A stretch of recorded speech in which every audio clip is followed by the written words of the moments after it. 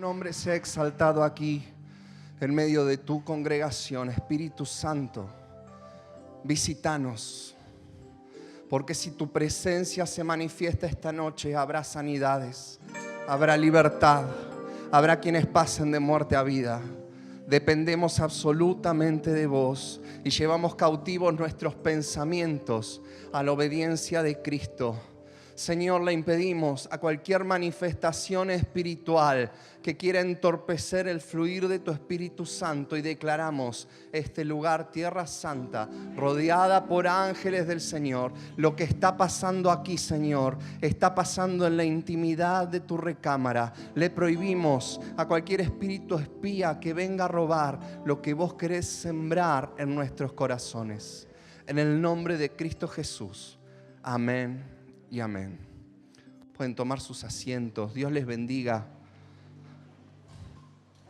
Realmente es un placer poder estar compartiendo una vez más la palabra con ustedes, y quiero ser fiel a lo que me he propuesto, y en este momento activo el temporizador y en 30 minutos estaré terminando. Amén. Tengo que disciplinarme porque si no me voy por las ramas. El mensaje de esta noche lo titulé La muerte de la semilla, y quiero tomar 3 conceptos de la predicación de la semana pasada que el pastor estuvo impartiendo respecto de entender el diseño de Dios primero. El primero de los conceptos que va a aparecer en pantalla que el pastor dijo, esto es repaso nada más, es que para tener éxito hay que empezar por el principio, y el principio es Dios primero. En segundo lugar, donde Dios es primero, no cabe otra cosa, porque además de ser el primero, es el último. Y ahí tenemos nosotros un problemita a veces, porque entendemos que Jesucristo es el principio y el fin, el alfa y el omega, como momentos diferenciados, y en realidad, aunque nuestra mente natural quizás no pueda entenderlo, Él es el principio y Él es el final simultáneamente, lo cual nos habla de una totalidad, nos habla de una plenitud. Entonces, si Dios es primero, en realidad también es el último, y si es el primero y el último, en realidad Él es todo. Así es. Y en tercer lugar, el pastor nos decía que ponerle a Él primero significa que muchas veces nos va a doler y que tendremos que renunciar a cosas. Para poder multiplicarnos necesitamos entender el diseño de que Dios es primero, porque lo que pongamos primero será lo que determinará después todas las cosas. Hasta aquí nada de lo que dije es mío, se lo robé al pastor, necesitaba hacer tiempo unos minutos. Sin embargo, ¿qué significa que Dios sea primero? Que Dios gobierna. Si Dios es primero, entonces Cristo gobierna. ¿Y cómo empieza el gobierno de Cristo en nosotros? ¿Cómo es que empieza su vida en nosotros? Si hay un diseño de Dios, los diseños habitualmente vienen con instrucciones, con protocolos. Y hay un protocolo establecido en la palabra de cómo es que se ejerce el gobierno de Dios en nuestras vidas. Y para esto quiero recordar nada más un fragmento. Ustedes se acordarán el episodio en el que Jesús es crucificado. Dice: Padre, consumado es, muere. Cuenta el relato bíblico que como era sábado de Pascua, así era un día solemne, no querían tener colgados los cuerpos, entonces empiezan a quebrarle las piernas a los que estaban muertos. Y vamos a tener en pantalla Juan 19, 33 y 34. Pero cuando los soldados romanos se acercaron a Jesús, vieron que ya estaba muerto. No le quebraron las piernas, sino que uno de los soldados les abrió el costado con una lanza, y al instante le brotó sangre y agua. Y aquí hay un trinomio y necesito que me acompañen. Digan conmigo: muerte, sangre agua. Una vez más, muerte, sangre, agua. Estos tres elementos son como lo podría ser los elementos que se requieren para iniciar un fuego. Muerte, sangre y agua. No los vamos a desarrollar completamente, pero sí quiero hacer mención de algunas cosas para entender cómo es que se instala el gobierno de Dios en nuestras vidas. Podríamos pensar quizás que vivir una vida en Cristo tiene todo que ver con nacer de nuevo. ¿Están de acuerdo conmigo? Qué bueno que estén de acuerdo, porque yo también lo estoy. Y el nacer de nuevo podríamos asociarlo a la figura del agua.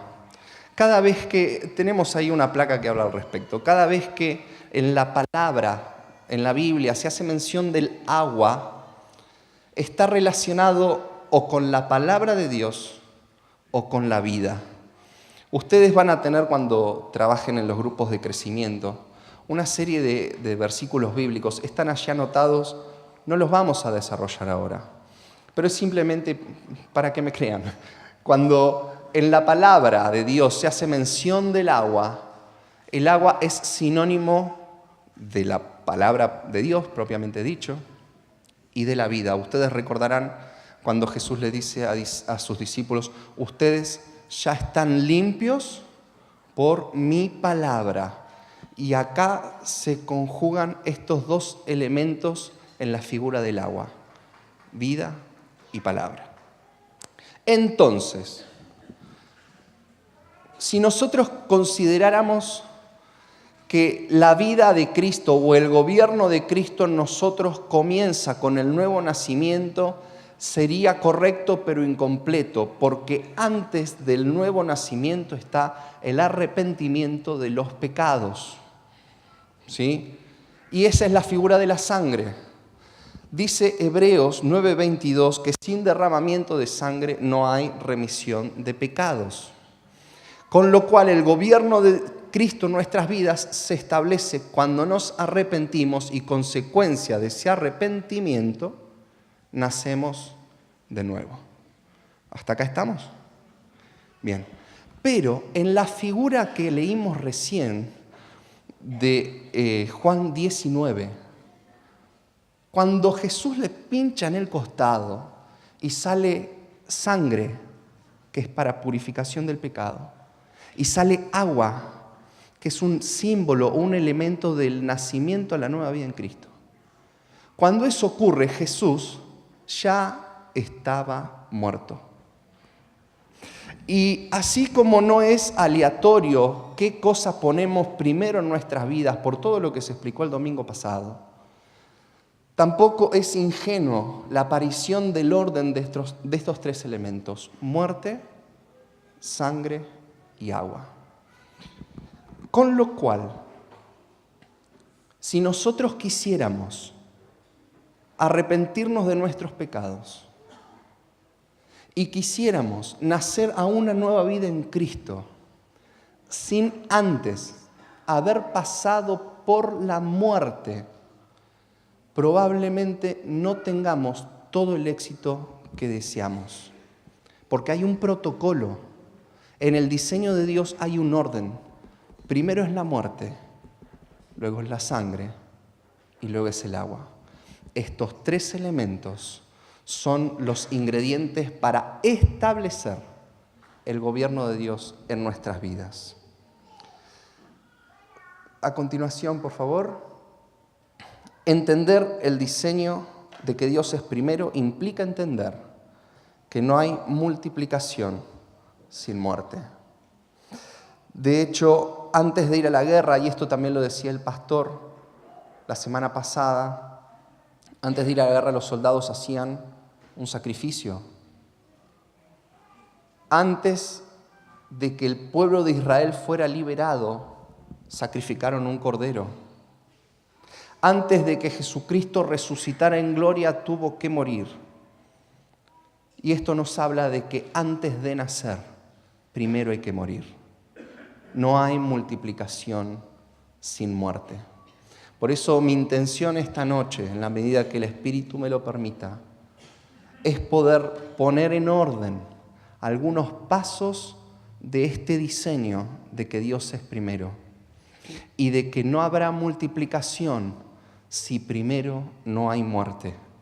Dice Juan, capítulo 12, versículo 24, creo que también está para poner en pantalla. De cierto os digo, que si el grano de trigo no cae en la tierra y muere, queda solo, pero si muere, lleva mucho fruto. Antes de la multiplicación está el fruto y antes del fruto está la muerte del grano. Por eso esta reflexión se llama la muerte de la semilla, porque si en verdad nosotros queremos establecer en nuestras vidas un diseño que dé fruto, que multiplique lo que Dios nos ha dado, necesitamos en primer lugar morir. Amén. Los veo un poco serios, no sé si no me estoy dando a entender o qué. Ustedes me avisan, y yo retomo. Hay un pasaje, Romanos 6, versículo 1 en adelante. En este pasaje hay escondido otro protocolo que no vamos a desarrollar completamente, pero que sí me interesaría mencionar para poder empezar a tomar conciencia de por qué es imprescindible que muramos. Dice el apóstol Pablo, ¿qué pues diremos? ¿Perseveraremos en el pecado para que la gracia abunde? En ninguna manera, porque los que hemos muerto al pecado, ¿cómo viviremos aún en él? ¿O no sabéis que todos los que hemos sido bautizados en Cristo Jesús hemos sido bautizados en su muerte? Porque somos sepultados juntamente con Él para muerte por el bautismo, a fin de que, como Cristo resucitó de los muertos por la gloria del Padre, así también nosotros andemos en una vida nueva. Porque si fuimos plantados juntamente con Él en la semejanza de su muerte, así también seremos en la de su resurrección. Ahí ustedes quizás puedan ver en pantalla, volvamos uno por favor. Hay resaltado en blanco 4 momentos que menciona el apóstol Pablo. El apóstol Pablo habla de ser sepultados o bautizados en su muerte, de ser sepultados juntamente con Él, de resucitar y de vivir una nueva vida. Y este proceso se repite permanentemente en la vida de un hijo de Dios. Y así como recién les mencioné estos elementos de la muerte, de la sangre y del agua, que no me importa quizás si se termina de entender totalmente, sí me interesa que pueda quedar graficado este protocolo. Pablo acá está hablando de lo que fue la vida de Cristo. Cristo primero murió, fue sepultado, resucitó y luego fue exaltado en gloria. Sin embargo, lo particular de este pasaje y de muchos más en los que Pablo habla al respecto es que él no se sale de la ecuación. Él no está mirando este protocolo de vida o de muerte ajeno a sí mismo, sino que Él se incluye y nos incluye dentro de este proceso. Él está hablando, el apóstol Pablo está hablando de ser bautizados en su muerte, en la muerte de Cristo, de ser sepultados juntamente con Él, de ser resucitados y de ser glorificados a una nueva vida. Creo que si nos pusiéramos a desarrollar cada una de estas etapas estaríamos un buen momento. Esto da para desarrollar largo y tendido. Sin embargo, hoy quisiera que nos concentremos en el título de este mensaje, la muerte de la semilla. Y este proceso nos da el puntapié para empezar a pensar cómo es que Cristo es primero en nosotros, cómo es que Él gobierna nuestra vida. Entonces, vamos a empezar por el principio, que es la muerte. Quizás en algún momento podamos seguir desarrollando los otros conceptos, pero hoy nos vamos a centrar en esto. Pasamos a la próxima, por favor. ¿Qué muerte morimos? Recién les dije que la semilla o el grano de trigo, si no cae y muere, no da fruto. Y creo que nos ha quedado claro, o al menos intenté expresarlo, que el primer paso es morir. Sin embargo, la palabra nos habla de al menos 2 tipos de muerte. Y aquí quiero que me presten toda su atención. La primera muerte de la que la palabra nos habla es la muerte del yo.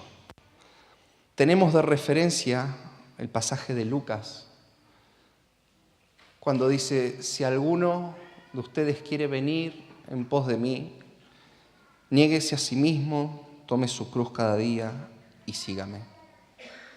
Hay un montón de pasajes en donde la palabra nos exhorta a morir al yo, a nuestro ego, a nuestras pasiones, a nuestros deseos, a aquellas cosas desordenadas que hay en nuestra vida. Ese es un primer nivel de muerte. Sin embargo, esta muerte, aunque es necesaria, no resulta suficiente. Porque si nuestra muerte fuera suficiente, ¿para qué vino entonces el Hijo de Dios a morir? La muerte del yo es un elemento de nuestra vida cristiana muy importante, muy necesaria, pero no resulta del todo suficiente porque nuestra muerte padece de algunas deficiencias. Y quisiera que pudiéramos tomar nota, por lo menos, de estos puntos que voy a mencionar ahora. Nuestra muerte, la muerte del yo, cuando hablamos de la negación del yo, cuando hablamos de morir a nuestras pasiones y deseos, hay que hacerlo, es necesario, pero no resulta suficiente porque la muerte del yo, en primer lugar, es consecuencia del pecado. No es una muerte que tenga mayor gloria, porque en realidad es la paga del pecado. Es lo que nos merecemos por haber pecado. En segundo lugar, nuestra muerte es producto de una naturaleza caída. Por cuanto todos pecaron, han sido destituidos de la gracia de Dios.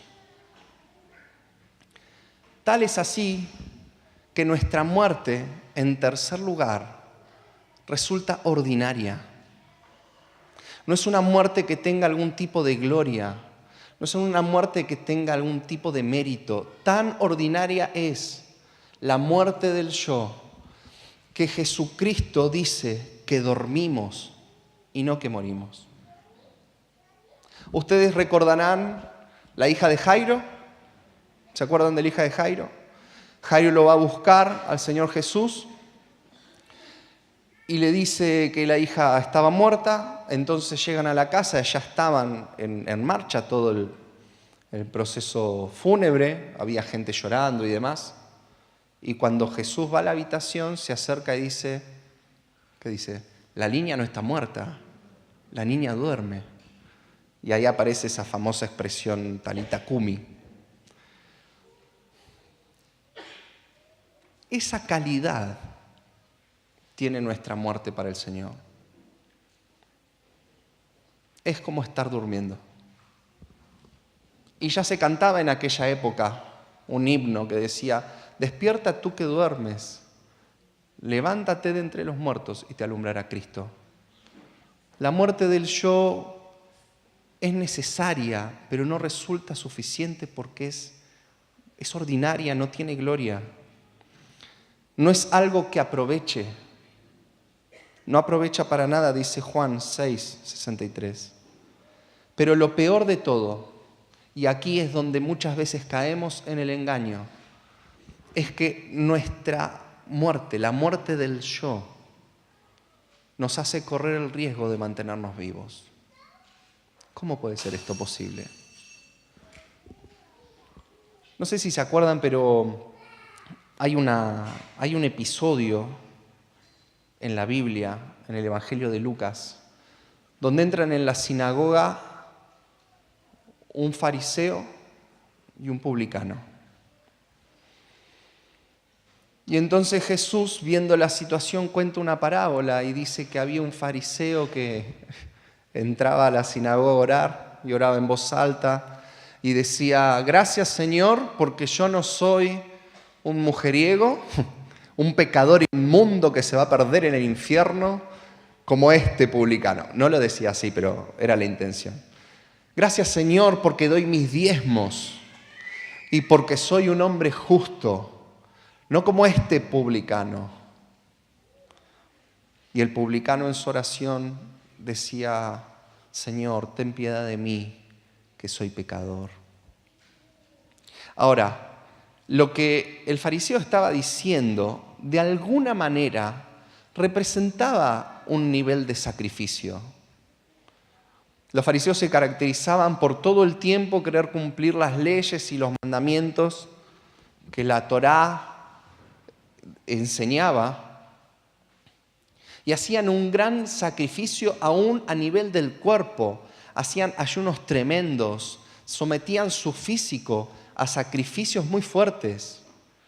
Eran personas que literalmente daban el diezmo de todo lo que tenían. Separaban el diezmo de los granos, el diezmo de las hierbas. O sea, era gente muy metódica, muy disciplinada, que sin lugar a dudas nos pasaría el trapo a muchos de nosotros en sus disciplinas cristianas, si no cristianas, pero espirituales. Sin embargo, fueron esas muertes, esas negaciones, lo que mantenían vivos a los fariseos. Es como decir: estoy orgulloso de ser tan humilde. Es una contradicción. Ahora, tiempo. ¿Está mal someternos a tiempos de oración profundos, de ayunos, de palabras, dar nuestros diezmos, nuestras ofrendas? No, es absolutamente valorable y además la palabra nos invita a hacerlo. Todo eso hay que hacerlo y está bien. ¿Y cuántos de nosotros hemos empezado con grandes iniciativas, planes de ayuno, de oración, de lectura bíblica, porque realmente queremos buscar algo distinto del Señor? ¿Y a cuántos nos ha costado? A mí, yo soy el primero en decirles: me ha costado muchas veces poder sostener en el tiempo mi búsqueda del Señor. Es necesario, hay que hacerlo, pero es un nivel de muerte que, si no se completa, puede traernos serios problemas y hacer que, en definitiva, todo nuestro ego se mantenga vivo y usemos nuestros sacrificios como banderas o estandartes para mostrarle al resto del mundo lo genial que nosotros somos y los pecadores que son el resto.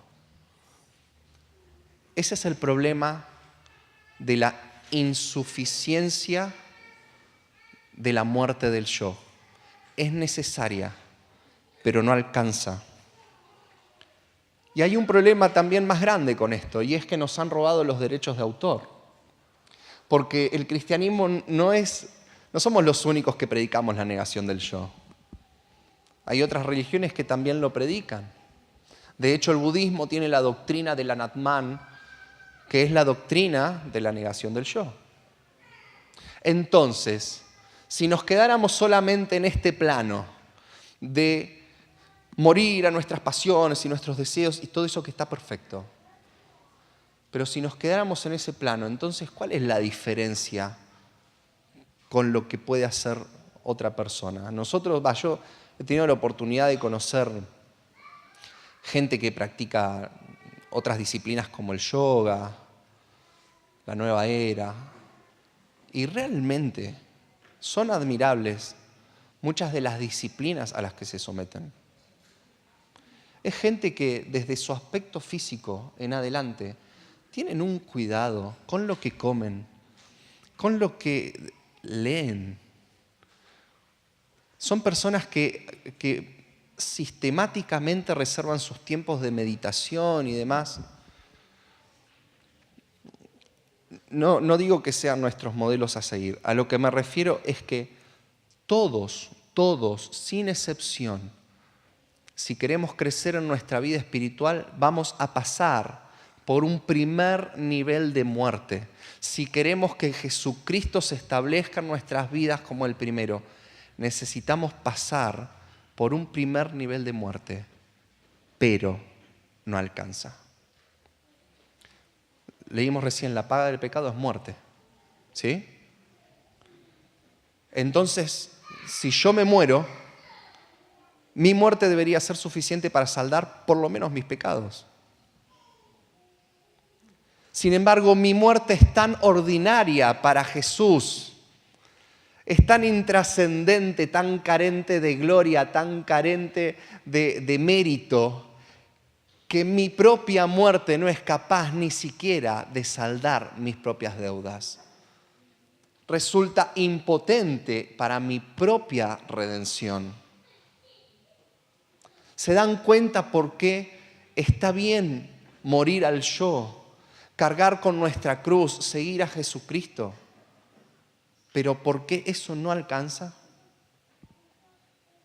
Sin embargo, la palabra nos habla de un segundo nivel de muerte, que es la muerte de Cristo. Es una muerte que tiene una gloria, tiene una profundidad tan tremenda. Tuvo un impacto y tiene un impacto al día de hoy, que ninguno de nosotros podría morir esa muerte. Y la muerte de Cristo es mucho más que el látigo, que los clavos y que la corona de espinas. La muerte de Cristo es un misterio. Miren, Gálatas 2, versículo 20, dice el apóstol Pablo: con Cristo estoy juntamente crucificado, y ya no vivo yo, mas Cristo vive en mí. Y lo que ahora vivo en la carne, lo vivo en la fe del Hijo de Dios, el cual me amó y se entregó a sí mismo por mí. La muerte de Cristo es gloriosa en sí misma, porque es la única que trae resurrección y glorificación. Filipenses 2, versículos 8 y 9, dice que Jesucristo soportó la vergüenza y la humillación y fue obediente hasta la muerte y muerte de cruz. Pero el Padre lo exaltó hasta lo sumo y le dio un nombre que es sobre todo nombre, para que en el nombre de Jesús se doble toda rodilla y toda lengua confiese que Jesucristo es el Señor, para gloria de Dios Padre. La muerte de Cristo es un misterio, porque trae glorificación, porque trae resurrección, porque es suficiente para redimir los pecados de la humanidad entera. La muerte de Cristo es el lugar, escuchen esto, es el lugar espiritual en el que Pablo se vio. Repasemos cronológicamente. Cuando Pablo escribe esto, cuando dice, con Cristo estoy juntamente crucificado, está hablando en tiempo presente.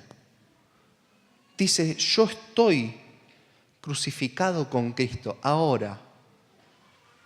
En términos naturales eso sería un error, porque a esta altura de la historia, Jesucristo ya había muerto, resucitado y había ascendido al cielo. Entonces ese lugar ¿dónde queda? Porque Pablo estaba vivo en la carne, pero estaba muerto juntamente con Cristo. Él estaba crucificado, él se vio en la cruz juntamente con Cristo. Y Pablo no murió en la cruz. Y cuando esto se menciona, todo lo que fue el sacrificio de Jesús ya había pasado. Entonces, ¿dónde estaba Pablo? ¿Qué vio el apóstol Pablo que le permitió verse crucificado juntamente con Cristo? La muerte de Cristo es un misterio. Es un lugar espiritual en el que nosotros debiéramos poder aprender, en primer lugar, a apreciar, a valorar y a transitar. Porque es la única muerte, como dije, que trae resurrección y glorificación. Es la única muerte que merece toda nuestra devoción. Media hora. Es la única muerte que merece toda nuestra atención, todo sacrificio. No es solamente pasar las vergüenzas o las humillaciones de la carne. Eso está muy bien.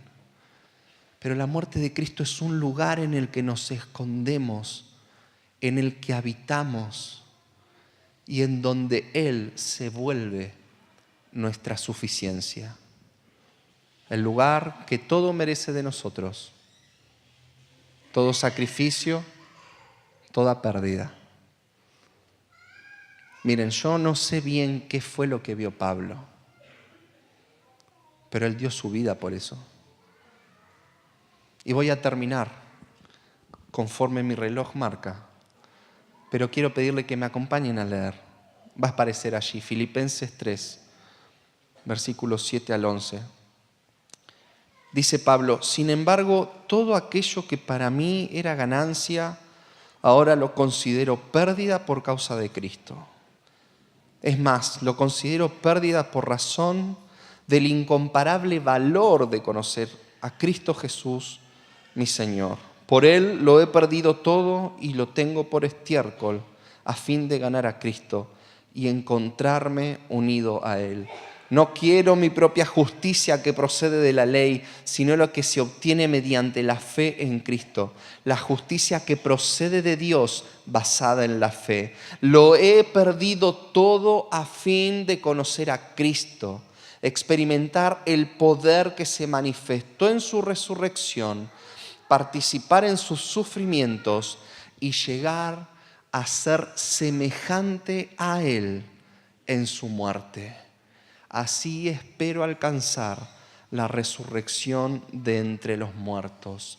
Quisiera esta noche invitarnos a morir una muerte que no podríamos por nosotros mismos, a la que no podemos acceder por nuestros propios méritos, pero que es el paso 1 de una vida que le dice a Dios primero. Y que para multiplicarse tiene que morir. La semilla, si no cae en tierra y no muere, no se multiplica. La pregunta es, ¿qué muerte estás muriendo? Como iglesia, ¿estamos llamados a multiplicarnos? Claro que sí, pero también a avanzar en una mentalidad graduada. Seamos graduados, profesionales de la muerte de Cristo en nuestras vidas. Una iglesia que ha aprendido a desarrollar el dominio propio para resolver la muerte del yo, pero que ha crecido en el entendimiento de lo que la muerte de Cristo es en la vida de nuestras personas. Miren, hay un punto de esto que yo no puedo explicar más, que lo tenemos que recibir por fe, aunque nuestra conciencia no lo entienda, pero que nuestro espíritu se despierte sediento por crecer en la muerte de Cristo. tiene un nivel de gloria tan excelso que Pablo dio todo por ello. Quisiera que esta noche pudiéramos ser desafiados a morir la muerte de Cristo y ser la semilla que se siembra y que muere para multiplicación. No sé cuántas veces oraste así. Señor, quiero morir tu muerte. ¿Alguna vez oraste así? ¿Querés cerrar tus ojos?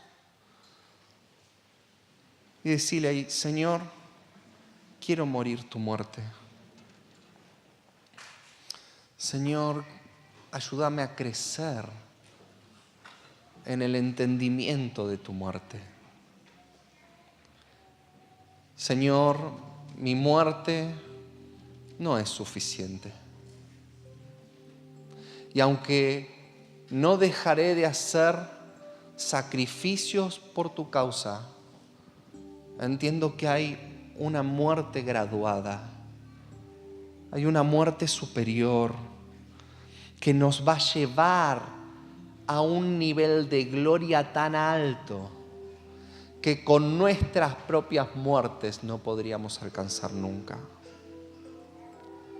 Señor, plantanos juntamente con vos en tu muerte. Queremos escondernos en vos, Jesús. Queremos escondernos en vos, Jesús. Señor, hay cosas en mi vida que me cuestan, que necesito seguir renunciando, pero esta invitación es a un lugar espiritual tan tremendo, tan complejo, tan excelso, que nunca podría llegar por mis propios méritos. ¿Te animas a decirle gracias, Jesús, por tu muerte? Gracias, Jesús, por tu muerte. ¿Por qué no exaltás al Señor ahí un ratito? Y le das gracias por su muerte. No solo porque te limpió de tus pecados, no solo porque te dio una nueva vida, sino porque Él murió una muerte que no podríamos haber muerto. Y en esa muerte Él nos da resurrección y Él nos da vida. La muerte de Cristo es un lugar al que debemos aprender a ir cada día de nuestras vidas. Y no digo que sea sencillo, pero hoy quiero dejarles y dejarnos como iglesia una promesa preciosa del Señor. Dice el Salmos 48, versículos 14. Porque este Dios es nuestro Dios eternamente y para siempre. Él nos guiará aún más allá de la muerte. La muerte de Cristo es un misterio, pero no estamos solos, porque nuestro Dios nos guiará aún más allá de la muerte. Cuando recién cantábamos, Señor, resucítame en ti, yo quiero vivir solo para ti, veía al Señor con sus brazos abiertos diciéndonos esto: yo los guiaré aún más allá de la muerte. La muerte de Cristo es un lugar tremendo. Es un lugar lleno de gloria. Que podamos morir en su muerte y resucitar en su resurrección. Amén.